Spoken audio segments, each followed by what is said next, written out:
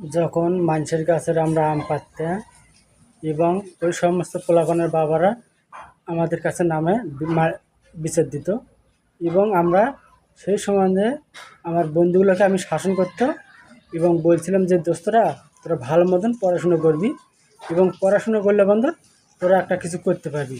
কিন্তু অথচ আমি চোরের ছিলাম লিডার এবং যত ছোটো মোটো আম কাঁঠাল লিচু এগুলো আমরা চুরি চুরি করে পেরে পেরে খাইছি এবং ওনারা বলছে যে আমি একজন ভালো লোক এবং আমাকে খুব বিশ্বাস করতো। কিন্তু সব কিছু হয়েছে আমার দ্বারাই এবং আমার বন্ধুরা অনেক ভালো ছিল। আমার কাছে যদি টাকা না থাকতো বন্ধুরাই খাওয়াইতো।